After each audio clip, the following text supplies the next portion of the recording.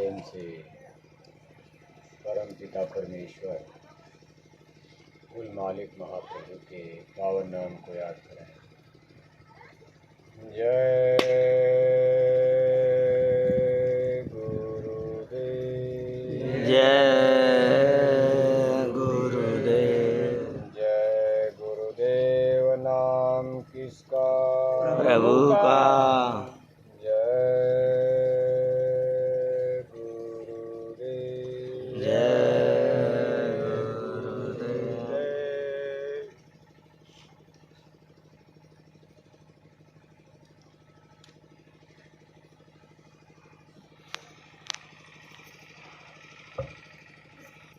हमारी संस्था के प्रमुख संस्था अध्यक्ष पूज्य हुजूर महाराज लगाने वाले आज के इस सत्संग समारोह में भाग ले रहे सभी सम्मानित सत्संग धर्म प्रेमी भाई बहनों और प्यारे बच्चों, आज आपके इस गांव में जिला मुरैना मध्य प्रदेश जय गुरुदेव धर्म प्रचारक संस्था मथुरा की तरफ से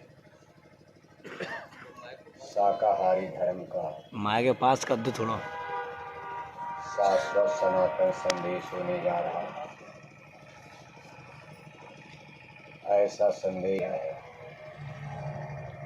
इसकी आज देश और दुनिया में बहुत बड़ी जरूरत है।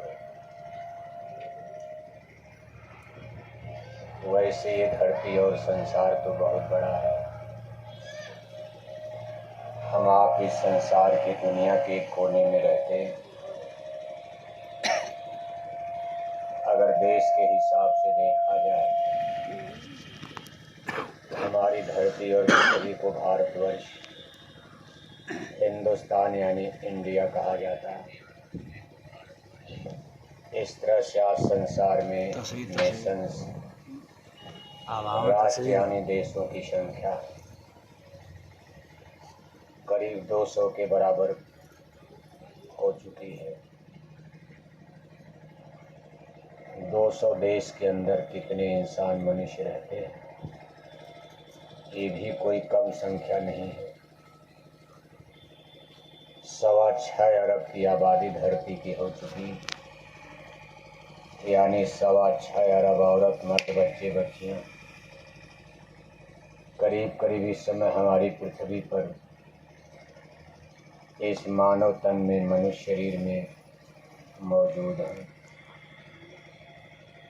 इसमें अनेक देश राष्ट्र, उनकी अलग अलग कल्चर, उनकी अलग अलग सिविलाइजेशन, अलग अलग संस्कृति और सभ्यता है। आज संसार में सबसे बड़ा देश यानी एरिया के रूप में, जमीन के रूप में रूस को माना जाता है। यानी हमारे भारत देश की तरह कई देश अगर उसको बांटा जाए तो उसमें हर समा जाएंगे। जनसंख्या के रूप में संसार का सबसे बड़ा देश चीन को माना जाता, जिसकी आबादी हमारे देश से भी बहुत ज़्यादा। पावर यानी ताकत के रूप में रुपए, पैसे, धन दौलत, बम, अणुबम, परमाणु बम, बंदूक, राइफल के रूप में आज दुनिया की सबसे बड़ी पावर शक्ति अमेरिका को माना जाता। अब आप कहोगे फिर हमारे भारत भी किसी मामले में आज संसार में शाकाहारी धर्म जिसका आप प्रचार कर रहे हो, संसार में इसमें नंबर 1 पर भारत को माना जा रहा। आज जब दुनिया में बहुत बड़ी आबादी करीब 90% से ज़्यादा लोग मांसाहारी हो चुके हैं, लेकिन भारत एक ऐसा धरती का देश है जहाँ आज भी 20% लोग शाकाहारी धर्म को मान रहे हैं, चल रहे हैं। यानी भारत इस चीज़ में दुनिया में सबसे आगे है। शाकाहारी यानी सनातन धर्म के मामले में भारतवर्ष आज भी संसार का नंबर 1 का देश माना जाता। और इसी देश में ईश्वर यानी भगवान जन्म भी लेते हैं। ऐसा हमारे धर्म ग्रंथों का अगर आप आध्यात्मिक इतिहास पढ़ोगे तो हमको आपको ये जानकारी प्राप्त होती है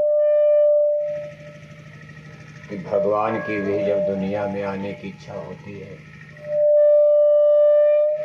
इसको और घुमाइए उधर,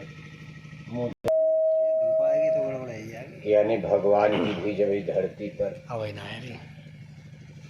मनुष्य शरीर में आने की इच्छा मौत बनती है तो उन्होंने भी इसी भारत देश को चुन लिया है। अभी बात जरूर है भाई, भगवान को इस मृत्यु लोक में जन्म मरण के देश में यहाँ कष्ट क्लेश आकर के उठाने की क्या आवश्यकता पड़ती, लेकिन ऐसा नहीं, उन्होंने नियम बना दिया। उनका एक कानून बन चुका, भाई हमको भी कभी कभी इस संसार में धरती पर मनुष्यों के बीच में मनुष्य रूप में जन्म लेना पड़ेगा। ये उन्होंने धरती को बनाते समय, यहाँ हम इंसानों को जन्म देते समय उन्होंने एक कानून और कायदा ही बना दिया।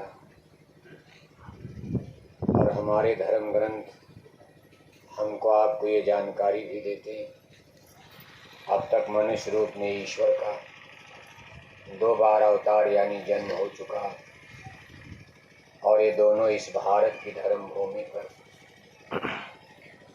एक राम के रूप में, एक योगेश्वर श्री कृष्ण के रूप में। और ये कह करके भी गए, भाई जब जब यदा यदा यानी समय आने पर फिर मैं फिर आता रहूँगा। लेकिन उन्होंने भारत की धरती को ही चुना। ये बात तो बिल्कुल सच्ची और पक्की है। अगर ईश्वर भगवान को कभी भी जन्म लेना होगा तो लंदन, अमेरिका, जर्मनी, जापान में या चीन में, रूस में नहीं जन्म लेंगे। जब भी जन्म लेंगे भारत की धरती पर, और भारत में भी हिमालय सतपुड़ा के बीच में, जिसको आर्य क्षेत्र कहा जाता, जिसको प्राचीन भारत में जम्बू द्वीप कहा जाता था, यहाँ उनके जन्म होने की यानी निश्चित भूमि तय हो चुकी है। अब यह है कि दुनिया में अवतारी पुरुष, ज्ञान देने वाले महात्मा संत आते रहते हैं, जैसे ईसा मसीह साहब। लेकिन उनको ईसाई लोग जो ईसाई धर्म को मानते हैं, ईसा मसीह साहब को भगवान का अवतार नहीं मानते। उनको सन ऑफ गॉड यानी ईश्वर का पुत्र कहा जाता। मोहम्मद साहब, जिनके द्वारा इतना बड़ा मुसलमान धर्म आज दुनिया में आप देख रहे हो कितना विस्तार है। मुसलमान भाई मोहम्मद साहब को खुदा भगवान नहीं मानते, वह उनको मैसेंजर ऑफ गॉड यानी खुदा का दूत, पैगंबर, संदेश वाहक मानकर पूजा करते हैं। लेकिन अपने भारत देश में राम और कृष्ण को सीधे हिंदू लोग ईश्वर भगवान का अवतार मानते हैं। रामायण में लिखा है, व्यापक ब्रह्म निरंजन, निर्गुण विगत विनोद, सोयज भक्ति प्रेम वश, कौशल्या की गोद का तब तब धरि प्रभु विभि शरीरा, तब तब धरि प्रभु मनुज शरीरा, हरे कृपा नि सज्जन पीरा। यानी मनुष्य का अवतार लेकर भगवान ये धरती पर यदा कदा जन्म लेते हैं। कहने का कुल मतलब ये है, आज जिस काम में आप लगे हुए हो, जाने अनजाने आप बहुत बड़ा काम कर रहे हो। इसकी स्थिति तो आगे आप लोगों की समझ में आएगी। अभी तो लोग इस बात को नहीं समझ पा रहे, क्योंकि आज के इस इंटेलेक्चुअल वैज्ञानिक भौतिकवादी युग में आदमी भौतिकवाद की तरफ उसका चिंतन, उसका ख्याल विचार बड़ी तेजी के साथ उधर बढ़ रहा। भौतिकवाद का मतलब होता है शरीर की रक्षा करना, यानी हमारा ये शरीर ये भौतिकी है। भौतिकी का मतलब जिसमें बराबर परिवर्तन होता रहता, इस चीज़ को भौतिकी वस्तु कहा जाता है। जैसे आपकी कार है, मोटरसाइकिल है, हेलीकॉप्टर है, जहाज है, ये तमाम चीज़ें अपने घर परिवार में आप मशीनें देखते हो, लेकिन ये कोई अमर नहीं है। पुरानी हो जाएगी, आप उसको कबाड़े में डाल दोगे, वहाँ उसको काट पीट करके फिर लोहे को गला दिया जाएगा, फिर आप नई कार मोटरसाइकिल खरीदते हो। इसी तरह हमारा शरीर भी एक निश्चित टाइम पीरियड के बाद ये डेड यानी मुर्दा हो करके बेकार मान लिया जाता। घर वाले इसको ले जाकर आग में जला डालते हैं। अब ये शरीर तो दोबारा जिंदा होगा नहीं, लेकिन इसके एलिमेंट्स और तत्व जो मसाले इसमें लगे हैं, जल पृथ्वी अग्नि वायु आकाश, अब ये मसाले खत्म नहीं होंगे। जैसे कोई मिट्टी का घड़ा है, अब कुंभकार ने मिट्टी से ही घड़ा अनेक प्रकार के बर्तन कुंभकार बनाता, और मान लो घड़ा जमीन पर गिर गया, फूट गया, मिट्टी मिट्टी में मिल गया, तो घड़े का आकार तो नष्ट हो गया, लेकिन मिट्टी तो रहेगी। यानी जो घड़ा है फूटा और फिर मिट्टी में मिल जाएगा, कुछ समय के बाद उस मिट्टी से फिर घड़े बन जाएंगे। ऐसे एलिमेंट्स और तत्व पदार्थ ये मौजूद रहेंगे, लेकिन इसका रूपांतरण तब्दीली बदलाव होता रहता। इसको भौतिकी वस्तु और चीज कहा जाता, जिसमें बराबर चेंजेस तब्दीली बदलाव परिवर्तन हो जाए, इसको भौतिकी चीज कहा जाता। इस तरह से हमारा ये शरीर भी भौतिकी सिद्धांत पर जिंदा आज है, कल नहीं रहेगा, लेकिन इसके अंदर एक ऐसी भी चीज है जो आध्यात्मिक है, चेतन है, यानी इसको अमर बताया गया है, जिसको आत्मा यानी जीवात्मा कहा जाता। अब ये जीवात्मा देखो कभी भी नष्ट नहीं हो सकती, इसके रूप रंग को भी नहीं बदला जा सकता। मौत के बाद ही आत्मा जिंदा रहती। रामायण में लिखा ईश्वरंस जीव विनाशी। श्रीमद् भागवत गीता में भगवान योगेश्वर श्री कृष्ण अपने परम शिष्य अर्जुन को इंगित करते हुए सारी मानव जाति को संदेश दे रहे, समझाने की कोशिश कर रहे कि भाई आत्मा तो ऐसे तत्वों से बनी है कि नैनम छिंदंती शस्त्राणी, नैनम दहति पावका, न चैलम क्लेदियन ताप, न शोषित मारता। आत्मा को न तो कोई हथियार काट सकता, न इसको आग जला सकती, न इसको पानी गला सकता, न इसको हवा सोख सकती। आत्मा को अजर अमर अविनाशी बताया गया। इसीलिए साहब कबीर कहते भाई हम न मरे मरी हैं संसारा, हमको मिला जिया बढ़ारा। कभी ये संसार मर जाएगा, मिट जाएगा, खत्म हो जाएगा, लेकिन हम कभी नहीं मरते। हमारी धरती माता भी एक दिन मर जाएंगी। मरने का मतलब धरती भी खत्म हो जाएगी।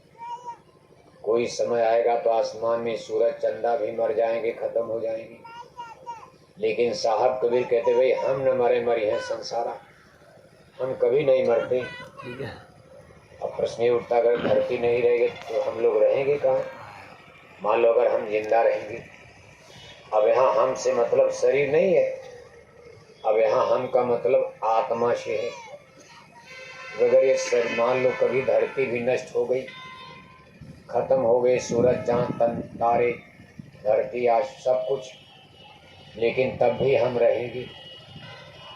और उस समय हम कहाँ रहेंगे? कहा उस समय हम ऐसी जगह रहेंगे जो जगह कभी मरती और मिटती नहीं है। हमको उसी स्थान पर बुला लिया जाएगा जहाँ हमारा आपका जन्म हुआ है, यानी आत्मा का जहाँ जन्म हुआ, ओरिजिन ऑफ स्पिरिट, यानी आत्मा का जन्म कहाँ हुआ? शरीर के जन्म के बारे में तो आप जानते हो। शरीर यही माँ के गर्भ से, माता पिता की कोख से यहाँ शरीर में जन्म लिया।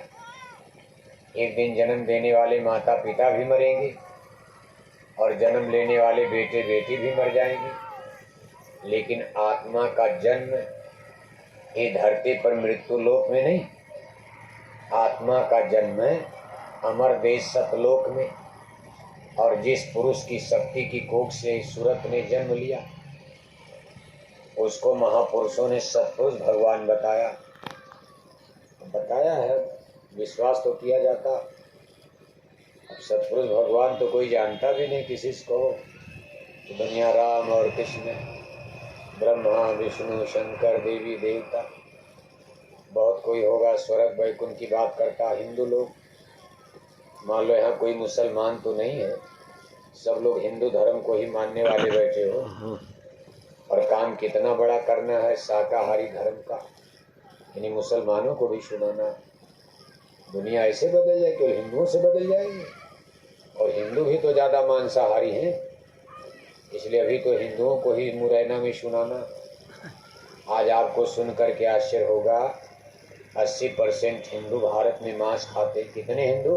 80%। कितने हिंदू? 80%। से बोलो 80%। अरे जो आपको लोगों को बताना उसको जानते तो रहो आप, नहीं तो शाकाहारी धर्म क्या समझाओगे? सही बात। 80% हिंदू भारत में मांस खाते हैं। 80% का मतलब आज भारत में हिंदुओं की संख्या 1 अरब 4 करोड़ है, मुसलमानों की संख्या 18 करोड़ है, बाकी 8 करोड़ में सभी धर्मों के लोग, सिख ईसाई जैनी बौद्धिस्ट पादरी यहूदी, और सब धर्म के लोग तो भारत में नहीं रहते। दुनिया में धर्म भी कितने हो गए? 4200 धर्म। बताओ, 4200 धर्म का नाम याद करना कठिन है। अगर 4200 धर्म का नाम लिख दिया जाए एक जगह, एक छोटी मोटी बुकलेट किताब पुस्तिका बन जाएगी। और आपको किताब दे दी जाए सभी धर्मों का नाम याद करो, जिंदगी बीत जाएगी, भुला ही जाएगा। और इन धर्मों के सिद्धांत क्या बनते?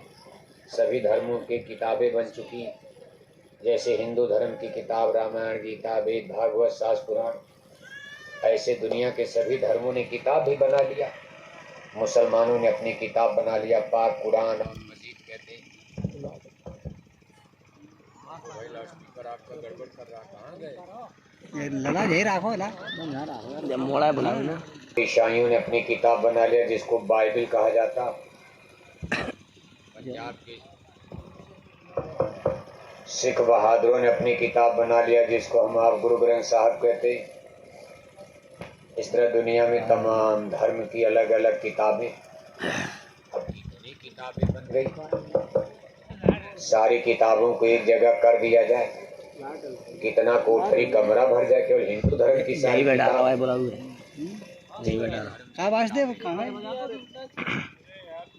जितने धर्म, अब सबकी अलग अलग थियरी है, अलग अलग सिद्धांत है।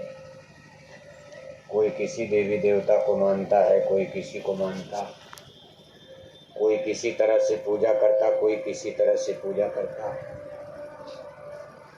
ऐसे समय में जय गुरुदेव मिशन की तरफ से जब आप शाकाहारी धर्म की बात करते हो, दुनिया के और धर्मों की बात तो छोड़ो, आप अपने हिंदू धर्म के लोग ही अभी इसको मानने को, स्वीकार करने को तैयार नहीं होते।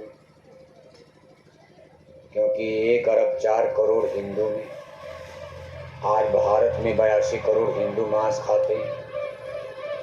अब जो मांस खा रहा है उसका धर्म तो मांसाहारी धर्म हो गया, और आप शाकाहारी धर्म का प्रचार कर रहे हो। तो आप घर में ही देखते हो विरोध होता, एक भाई का धर्म शाकाहारी और एक भाई का धर्म मांसाहारी। घर में बूढ़े बाप का धर्म शाकाहारी, पढ़ लिख कर बेटा इंजीनियर डॉक्टर बन गया उसका धर्म मांसाहारी है। बुढ़िया सास का धर्म शाकाहारी, और घर में अंग्रेजी बोलने वाली बहू आ गई उसका धर्म मांसाहारी। रोज झगड़ा हो रहा, घर में ही हो रहा। कुल मिलाकर के कितना बड़ा आपको संघर्ष करना। अब आप कितनों प्रचार करते रहो, क्या फर्क पड़ता? आज हमारी सरकारों का भी धर्म मांसाहारी है। हमारी सरकारें भी मुर्गी पालन खोलने के लिए दिल्ली भोपाल से गांव-गांव 5-5 लाख 10-10 लाख रुपए दे रहे हैं।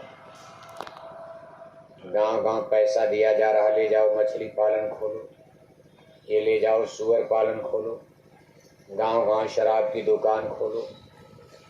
तो वर्तमान समय में हमारी सरकारों का भी धर्म मांसाहारी है। हमारे पढ़े लिखे समाज में देखो, डॉक्टर लोगों के पास आप जाते हो, डॉक्टर लोग सीधे कहते हैं मछली में विटामिन डी है, अंडा में विटामिन सी है, अंडा मछली खाओगे बीमारी दूर हो जाएगी, स्वस्थ हो जाओगे। और शाकाहारी धर्म क्या कह रहा है कि बड़ी बड़ी बीमारी और पाल रहे हैं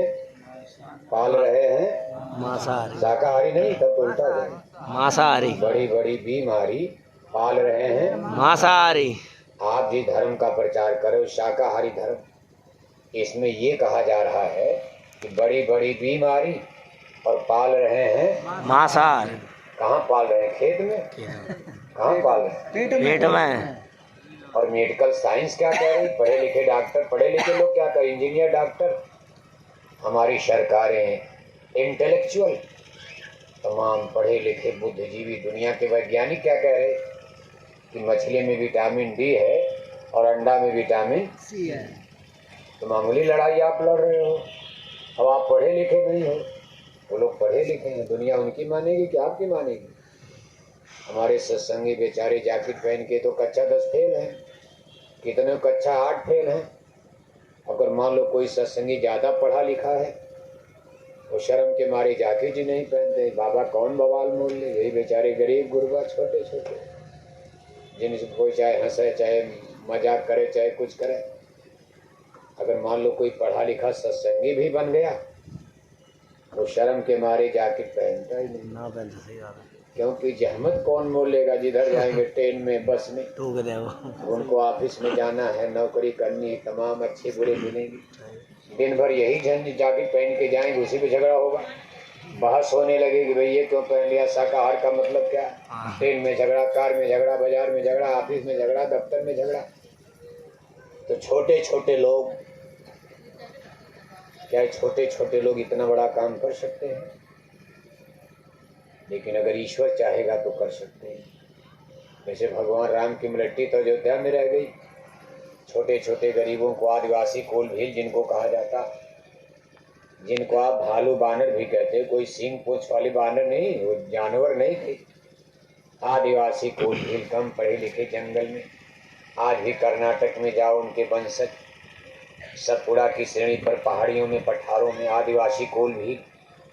इन्हीं छोटे छोटे गरीबों को लेकर भगवान राम ने देखो इतना बड़ा काम कर दिया। चाहते तो अयोध्या से मुलट्टी बुला ले, तो उनकी फौज अयोध्या में तो थी ही।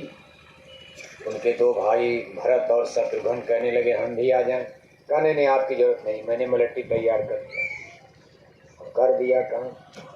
कुल मिलाकर हमको आपको अपने बलबूते तो कुछ नजर नहीं आ रहा। जितना गुरु महाराज मुरैना में बना कर गए, मुरैना में तो हम कई बार आ चुके। गुरु महाराज जमाने में भी आए, 5-5 हजार, इतनी बड़ी भीड़ होती थी। गुरु महाराज आते थे 10-10 हजार, 20-20 हजार की, और कितने हजार लोगों को गुरु महाराज ने नामदान भी दिया। लेकिन आज आप देख रहे हो सिमटता जा रहा है।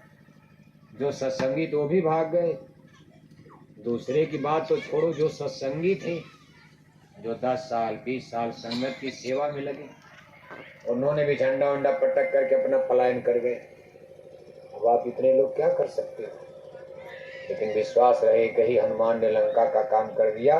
बानर सेना तो बहुत बड़ी थी, लेकिन काम करने वाले एक ही हनुमान ने लंका को जला करके राख कर दिया, भस्म कर दिया।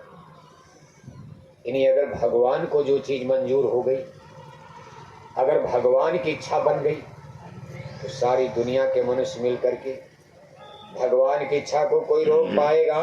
नहीं। अगर ये गुरु महाराज की वाणी है कि परिवर्तन होगा, राम राज आएगा, सतयुग आएगा, जमाना बदलेगा। और अगर ईश्वर भगवान की इच्छा हो गई, ये काम एक न एक दिन अवश्य में होने जा रहा, और फिर आपकी जैकेट पर फूल बरसेगा। इसी मुरैना में लोग आपकी जैकेट पर फूल बरसाएंगे। वही धन्य हो आप। आपकी बात को तो हम लोग मजाक समझते थे, हम तो इसको हवा हवाई मानते थे, ये कैसे हो जाएगा। क्योंकि सतयुग और राम राज का मतलब है केवल आप लोगों के शाकाहारी बनने से नहीं। जब पूरे मुरैना जिला में कहीं मछली अंडा शराब की दुकान दिखाई न पड़े तो समझ लो सनातन धर्म की स्थापना होने जा रही है। अब इस समय आप मीडिया में तमाम सबके हाथ में मोबाइल है, बराबर पढ़ रहे हो, सुन रहे हो। भारत देश में बड़े बड़े राजनेता भी सनातन की बात कर रहे हैं। हमारे देश के बड़े बड़े आचार्य प्राचार्य शंकराचार्य साधु महात्मा सनातन धर्म की बात कर रहे, और आप भी सनातन धर्म का प्रचार कर रहे। लेकिन दोनों में फर्क है। वो लोग कहते हैं कोई बात नहीं, मछली अंडा शराब बंद हो या ना हो, हम मुरैना में सनातन धर्म ला देंगे। लेकिन जय गुरुदेव मिशन कह रहा नहीं, ऐसे नहीं। जब तक पूरे मुरैना में मछली अंडा शराब की दुकान बंद नहीं हो जाएगी तब तक सनातन धर्म आने वाला नहीं है। दोनों में बहुत बड़ा मतभेद है। इसीलिए गुरु महाराज ने कहा बच्चा हमारी कोई नकल मत करना, हमारी कोई नकल करोगे फंस जाओगे, मारे जाओगे। लेकिन लोगों को लालच है, भाई गुरु जी का झंडा ऊंचा हो रहा, चलो हम भी नकल करके घोषणा कर दिया, काफिला निकालने लगे। गुरु महाराज की तरह से 80-90 के दशक में, अभी बात तो गुरु महाराज 70-80 के दशक में कहते रहे।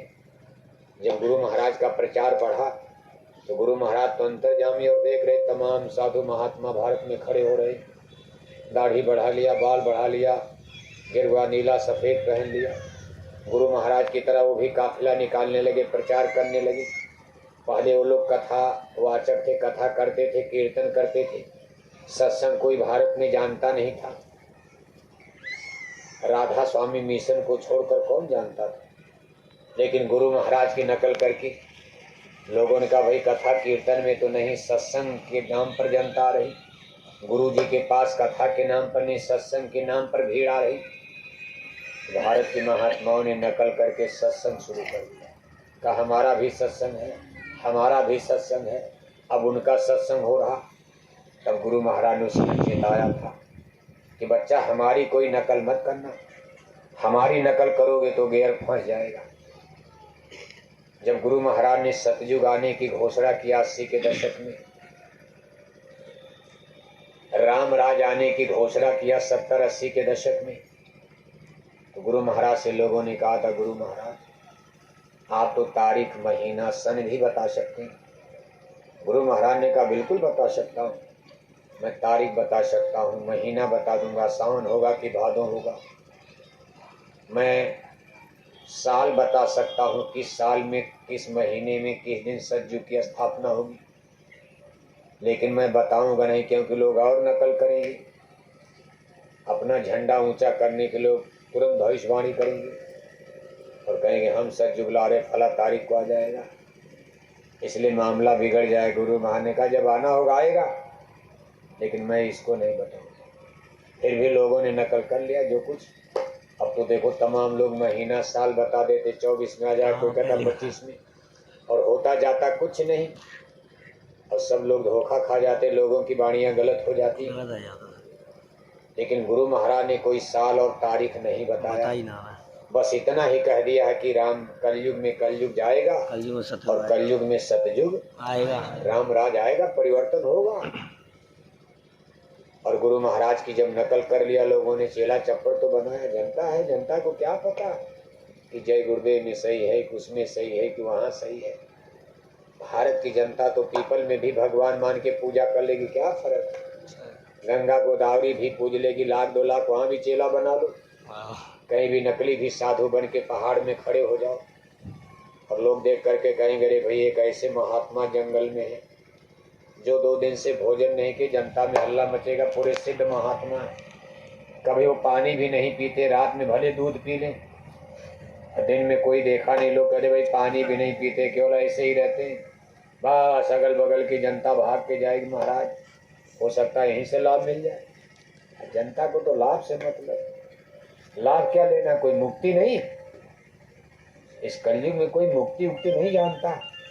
बस चलो महात्मा, बड़े सिद्ध महात्माएं हैं, बेटा नहीं, बेटा है कोई घर में, बच्चा औलाद नहीं, चलो बेटा दे देंगे। हे महाराज दया करो बेटा मिल जाए, बेटा नहीं तो दुनिया चाहती है। महाराज दया करो मेरे बेटे को नौकरी मिल जाए। हे गुरु जी दया कर दो मेरी एक कोठी और मुरैना में बन जाए। महाराज दया कर दो मेरे पास फैक्ट्री कारखाना हो जाए। अब इसी को दुनिया भक्ति उक्ति मान के धर्म कर्म का मतलब यही मान लिया, यानी संसार की इच्छाओं को विस्तार देना, संसार की माया की वस्तुओं को, झूठे सामान पदार्थ को बढ़ाना। अब दुनिया देखो इसी को पूजा धर्म कर्म मान के आगे बढ़ रही, जबकि धर्म का असली मतलब तो है आत्मा का कल्याण करना, जीवात्मा का। शरीर की रक्षा तो आपकी हो ही रही, इसमें पूजा पाठ। जो लोग भगवान को 10 गाली रोज दे रहे, उनकी भी मुरैना में कोठी है। कोठी बनाने के लिए पूजा। जो रामायण गीता नहीं मान रहे, मान लो मुसलमान नहीं मानते रामायण गीता, मुसलमान गरीब है, मुसलमान खाने के बिना मर रहे हैं। बल्कि जो लोग रामायण गीता बहुत पढ़ रहे हैं, उनको देखते हो आप कितने बेचारे भीखे मांगते रह जाते हैं। ये तो सब कर्म पर आधारित विषय है। इस भौतिकी संसार में संसार के सामान और पदार्थ, ये चीजें तो आपको पूर्व जन्म के कर्म के अनुसार मिलती रहेंगी। अगर आपके भाग्य में निश्चित हो चुका कि आपको मंत्री मिनिस्टर इस जन्म में बनना, किसी जन्म का कर्म अच्छा कर दिया और भगवान ने निश्चित कर दिया, आपके खाते में डाल दिया। जैसे बैंक में पैसा डाल देते हो,